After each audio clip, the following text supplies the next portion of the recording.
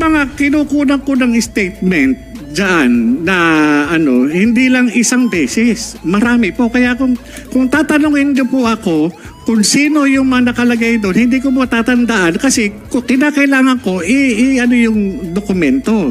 Kagaya po niyan. Sandali. Sir, so you confirm na yung papel na yon na nagkakalat na sa social media, yung dalawa, yung pre-operation report at saka yung authority to conduct operation, are they authentic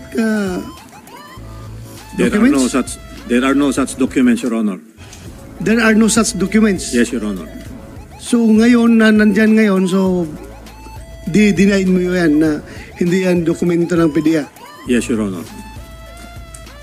Your Honor. Yes. Ganito, sir. Your Honor, ako naiintindihan ko si General Lasso eh. Kasi, yung mga nai-involve dun sa dokumentong yun, yun yung appointing authority na nagtiwala sa kanya para dyan sa kanyang, hinahawakan posisyon sa PDEA. Sa akin, wala pong unang-una, kamatayan po ang matatamo ko rito. Wala akong mapapala. Ang concern ko lang po dito, bilang dating alagad ng batas, lumabas na sa publiko ito. Sampal po ito sa mga tulad nating alagad ng batas. Ano ang gagawin natin? Magtatanga-tangahan na lang po ba tayo, Your Honor? Dito sa mga information na nalathala doon sa publiko. Magwawalang bahala po ba tayo? Ang tanong ko papaano yung mandatong pinagkaloob ng Comprehensive Dangerous Drugs Act, lalo na dito sa butihing Director General ng PDEA, ano ang gagawin natin? Kagaya niyan, may nilabas na naman si Maharlika. Yung sinasabing 2 minutes lang yung kinandak na drug test result. Wala ho bang authority ang PDEA na mag-issue ng subpoena duces tecumem ad testificandum against dun sa doktor at dun sa medical technologies, ganun din dun sa drug testing facility. Sana pinagpapaliwanag, hindi dapat siguro it's unfair din to accuse General Lasso dahil he was not the director at the time. Sino bang director ng time na yon? No sir, Your Honor, hindi po natin lilinawin ko, hindi ko ina-accuse si General Lasso. Ang inaano ko lang po is yung mandato. Po pwede naman po siyang mag-utos mag-conduct ng confidential investigation, magpatawag ng investigation sa PDEA, katulad ng ginagawa sa mga ordinaryong tao. Kung meron tayong mga suspected na drug offenders, hindi ba nagkakandak tayo na confidential investigation o investigation? Hindi po ba? Bakit hindi natin ipatupad ng tama, ng equal itong batas? Kaya nga kaya po ako talaga nagsikap ako na makarating dito at sumulat sa inyo upang magkaroon tayo ng sapat na batas. Kasi kung titignan ninyo, itong problema natin na minumulto ang ating Pangulo, hindi po sana darating dito sa sitwasyon na makakaladkad ang pangalan ng Pangulong Marcos kung ginagawa lamang ng PDEA yung kanyang mandato. Kung ito nagpatawag kagad na investigasyon, halika, ano yung sinasabi mo? Halika, dito tayo, umupo tayo, titipahin ko yan. Ano yung sinasabi mo? Ilabas mo yung ebidensya mo. Sana ganun Okay. Balik tayo doon sa mga papel. Yun lang natin gustong malaman kung talaga totoo You confirm na papel mo yun? Ikaw nagpirma nun? Yes, Your Honor. Ako yun po yung in accordance with PDEA Manual of Operation. Yun po yung usual na ginagawa namin. Alam niyo po, nakakaawa nga yung mga dati kong kasamahan dyan. Dahil under duress sila. Kinuha sila, pinapunta ng opisina at pinag-execute ng affidavit. Bakit? Para lang i-refute, para i-deny yung mga nangyari noong 2012. Ano yun? Hindi ba dapat alamin natin kung ano yung katotohanan sa likod na yun? Yung address ni Maricel Soriano po, Your Honor. So, totoo yun, sir, na pinapag-execute yun ng affidavit yung mga tao na yun?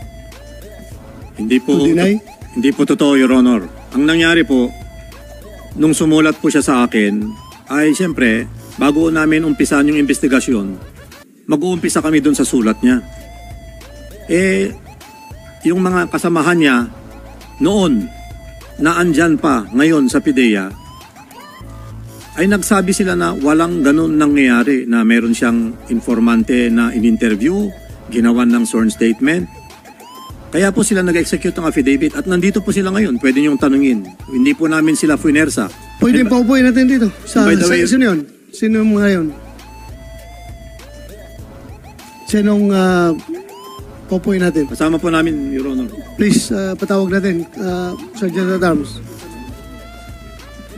And by the way, Your Honor, if I may add, yung sinasabi po niya na hindi siya dismissed from the PNP, meron kaming copy of the orders coming from the Philippine National Police kasi nag-conduct kami ng background check sa kanya and he was really dismissed.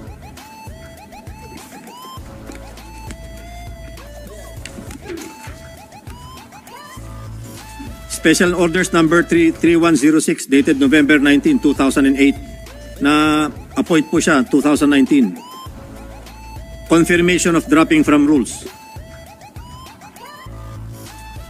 Paragraph number 4. Dropping from the rules effective August 28, 2008 of PO1 Jonathan A. Morales 00-8519 PNP SPD Southern Police District as published in SO number 808346 HSPD dated October 24, 2008 is hereby confirmed.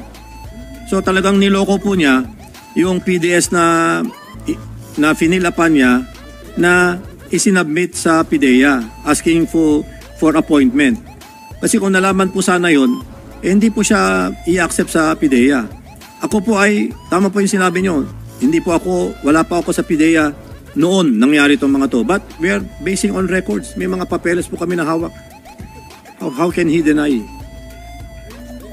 So ito po yung... Yes, you may answer. Your Honor, yung pinakikita niya, no, unang-una, ngayon ko lang nalaman doon sa sinasabi ni Director General Lasso. Ang tanong ko lang, Your Honor, Mr. Chairman, ito bang dokumento na ito ay formally served sa akin?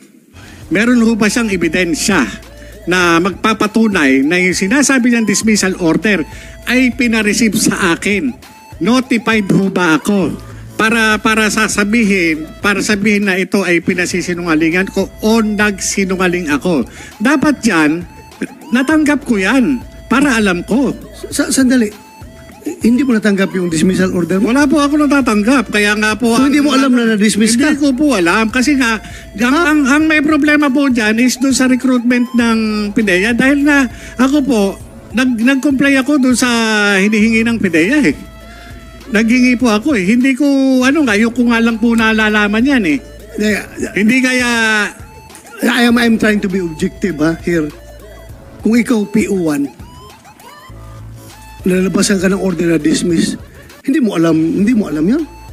No, Your Honor, hindi ko po alam. Kasi kung alam ko man yan, na-receive ko po yan. Sorry. As I've said, I'm trying to be objective here, pero parang very irregular na hindi mo alam na dismiss ka na pala serbisyo. Ako forgive me if this comes offensive to you. But para sa akin, PO1 ka, may lumabas na order na dismiss ka, hindi mo alam, tumatanggap ka pa ng sweldo noon after nung lumabas yung order. Kung hindi mo alam ang order, nalaman mo ba na may sweldo ka pa na dumarating?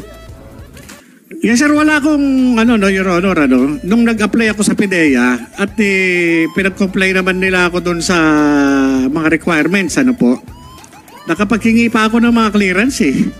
Nakapag-clearance pa po ako. Hindi ako makaka-transfer kung walang clearance na binibigay sa akin ang PNP. Okay. Nag-clearance po ako. Kaya nagtataka ako dun sa ipinakikita ni ni Director General Lasso. Itong hearing natin na ito is very important. Very important ito. Kaya nag-present din sila ng kanilang facts about you or maybe against you dahil nga gusto lang nila to set the record straight. No problem with that. Pinapakinggan na committee na ito. Pero ang atin talagang pinaka-main objective dito is malaman kung totoo yung dalawang papel na nag-circulate. So sabi nila hindi totoo, sabi mo totoo. Kino-confirm mo na totoo yung papel na yon. Totoo po. At kung ito ay totoo, may sinabi ang PDEA, sir, this is not in your permis, sabi mo, sa... Yes, Your Honor.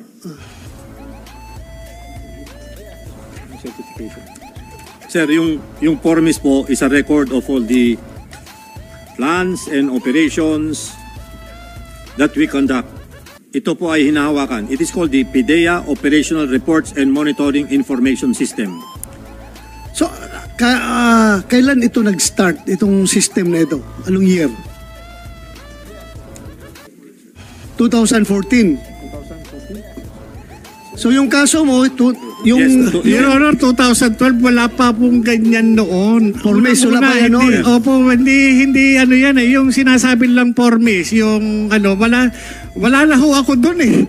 Yung Okay. kung ano niyan, kagaya Sir, niyan. Your Honor, Yes, sir. Right. totoong wala pong formis pa noong 2012. Kaya lang, meron po kaming data monitoring system of the National Operations Center. Dala po namin yung mga binders namin ngayon to prove to you that there is no such entries na sinasabi po niya. Kasama po namin. And by the way, sir, nandito na po yung apat na tumestigo or nag-execute ng affidavit that wala pong nangyaring ganun sa opisina nila nung panahon na yun. Sino yung apat? Take your seat.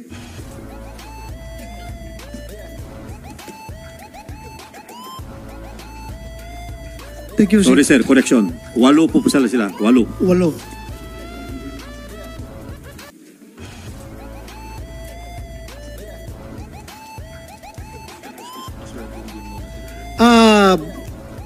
Yung mga bagong kuhan, yung 8, please take out kayo. Kumsek. May we request the you guests to please stand up and raise your right hand. Yung iba po, ma'am. Sama-sama na rin po. Parating pa lang. O, sige. Paupo na lang, sir. Ay, patayo muna, sir. Sorry. Para please raise your right hand. Do you swear to tell the truth, the whole truth, and nothing but the truth in this hearing and investigation? Thank you very much. Please take your seats. Please take your seats. Kayong apat.